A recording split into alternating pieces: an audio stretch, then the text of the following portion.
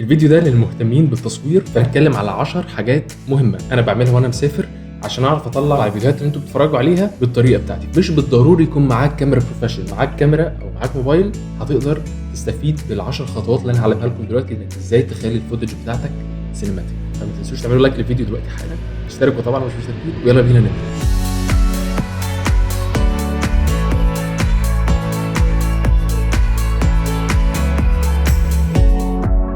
اهلا في السيت اب الجديد اللي انا عامله بالاضاءه الجديده. هبفرجكم على الموضوع ده في فيديو تاني، بس لما نعرف. نبدا باول حاجه اللي بشوفها في غلطات كتيره جدا من الناس اللي بتيجي بتصور، وهو الفريمنج او تكوين الصوره نفسها. اي حاجه انت بتصورها بيبقى لها هيرو، بيبقى ليها بطل. الفريم ده او الشوت ده او السين ده ليه بطل معين.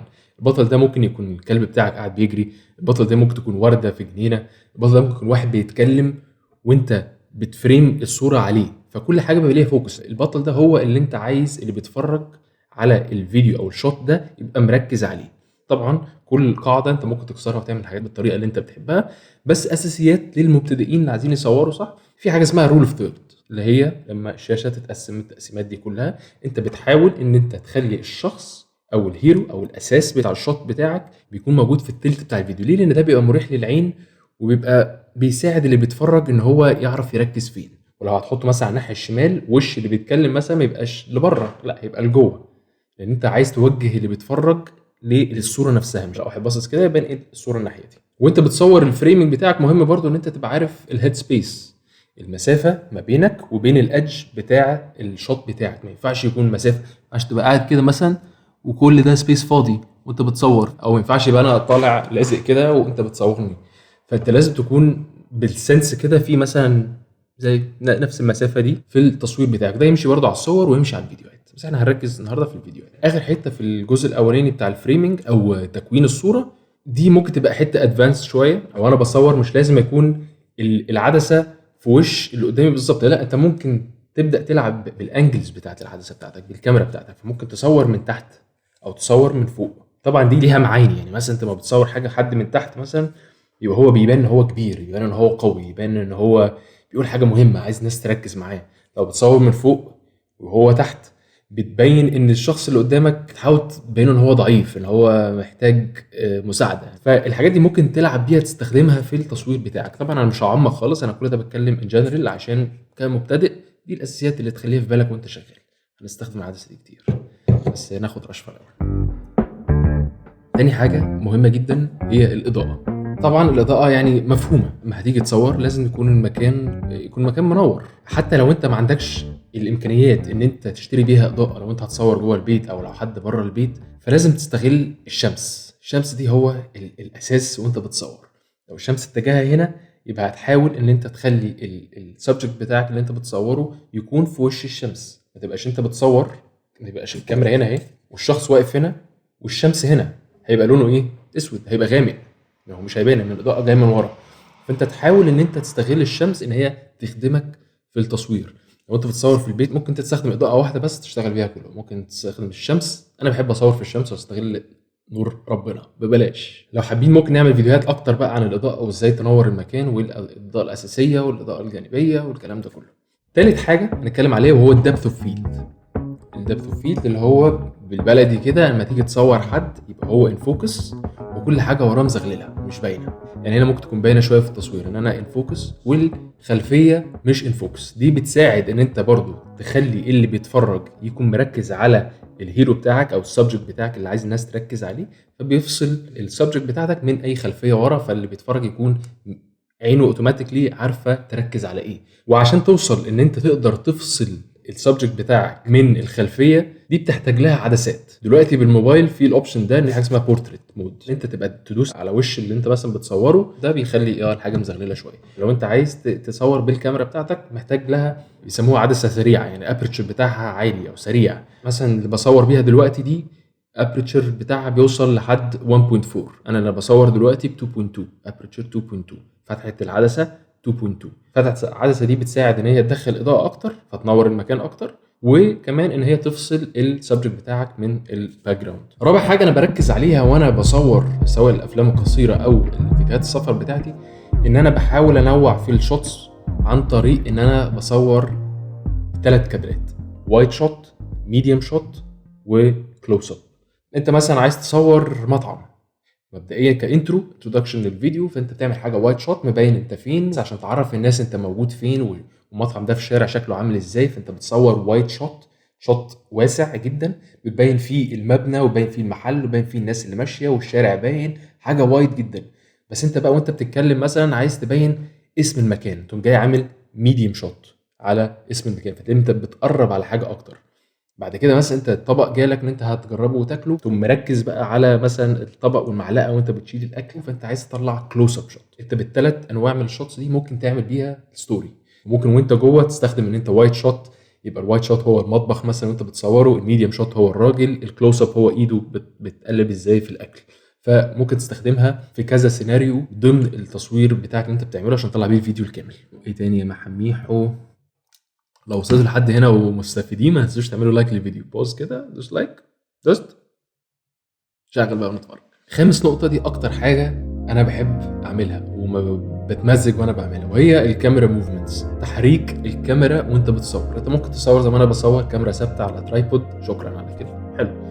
ممكن تعمل بقى حاجات سينماتيك. ففي أول حاجة هقول لكم عليها اسمها سلايدر.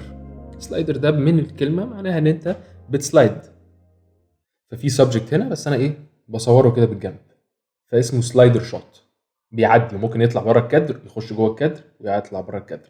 تاني نوع هو البارالكس. بارالكس ده بقى ده صايع. ده فكرته ان الشمعة ثابته والكاميرا بتاعتك هنا اهو، هي مش هتعدي كده، لا هي لكنها بتلف حواليه، بتلف حوالين السبجكت بتاعك او اللي انت عايز تصوره او الشخص او ايا كان اللي انت بتصوره. هتلاقي دايما الشوت الباك جراوند عمال بيختلف، بيتشقلب بقى، كل اللي ورا ده بيتشقلب بيلف، والعدسه من هنا بتلف، فكل اللي ورا السبجكت ده من الناحيه دي عمال بيختلف كل شويه عشان انت عمال تحرك العدسه الناحيه دي، ولكن ده متسنتر في نص الكادر بتاعك، تحس ان هو ثابت ولكن كل حاجه وراه بتتحرك.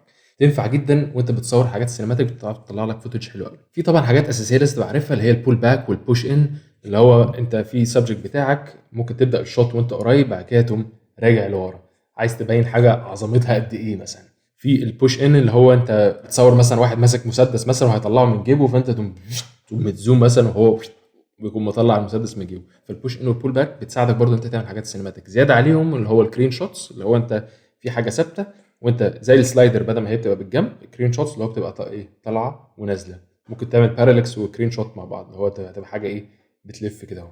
سادس حاجه انا بركز عليها وانا بصور هي ان انا اخد شوتس كتير من كل حاجه. ركز على الفوتج. انت ماشي في الشارع مثلا ولقيت عربيه شكلها حلو مثلا وعايز تصورها، ما تكتفيش ان انت تصور صوره كده اهو او فيديو وتمشي، لا زود من الشوتس بتاعتك بان انت تاخد صوره من الجنب، تاخد صوره من الناحيه دي، صوره من فوق، تبدا تعمل سلايد، بارالكس، البول باك، البوش ان، تنوع من الفوتج بتاعتك لكذا سبب. مبدئيا انت مش عارف ايه اللي ممكن يحصل، ممكن اول شوت انت صورته وقلت ده 100 100 تروح البيت تلاقي اللايتنج ضارب فيه، تلاقي مهزوزه، الفوكس مش مظبوط، طب انت خسرت الشوت كله. بس ما بتزود من الشوتس بتزود نسبه ان انت تلاقي الشوت اللي انت عايزه. حاجه تانية برضو ان انت لو عايز تعمل حاجه سينماتيك مثلا ممكن تستغل بقى ان انت تحط شوت مع تاني، تبقى العربيه مثلا هنا وانت بتصور كده تقوم قالب على زاويه تانية من الناحيه دي، تقوم قالب على زاويه من فوق، فتبدا ان انت تنوع من الشوتس بتاعتك. والحاجات دي انا بستخدمها جدا عشان احاول ما اخلي اللي بيتفرج ما يزهقش من السين اللي انا بصوره. سابع نقطه عايز اتكلم فيها، ودي طبعا مزاج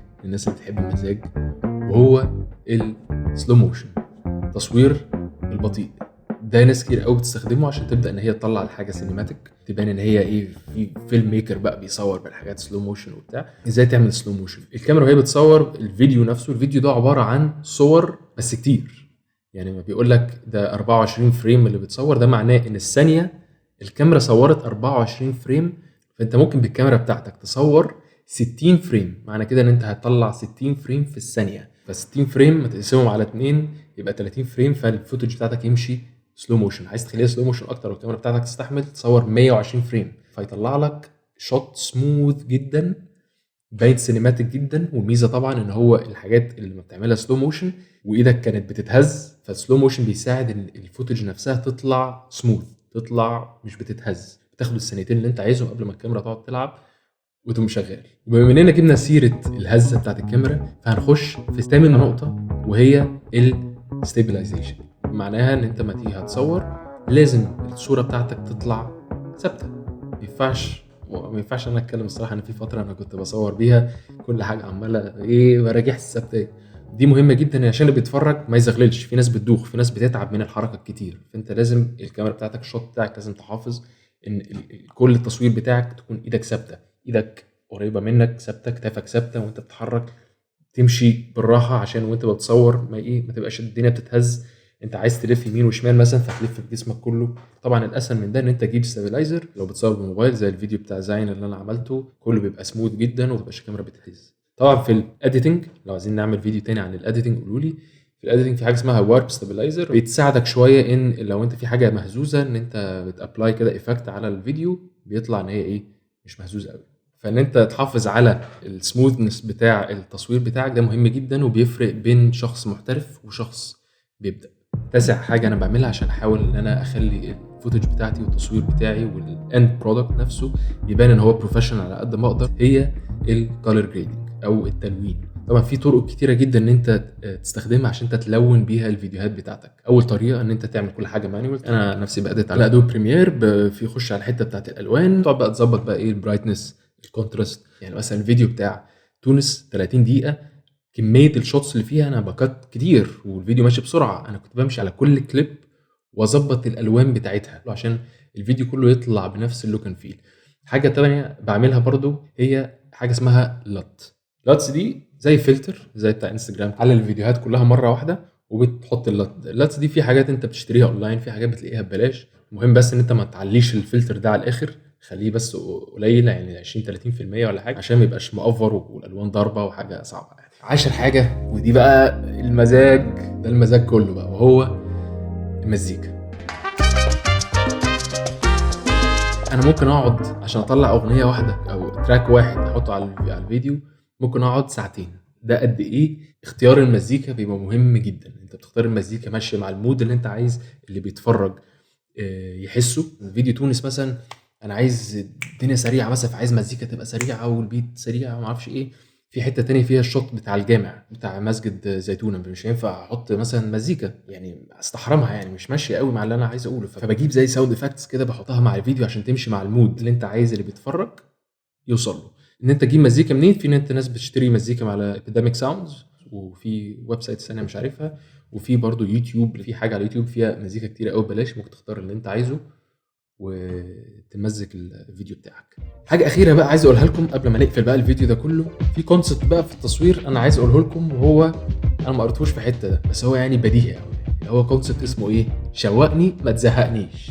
بمعنى لما تيجي تعمل انترودكشن لفيديو ما تطولش قوي، خش في الفيديو على طول. يعني شوقني بقى بمعنى ان انا قبل ما ازهق اللي بيتفرج ده، قبل ما يزهق من الشوط اللي هو عم، خد بالك سرعه اللي بيتفرج، سرعه عين ومخ اللي بيتفرج سريعه جدا.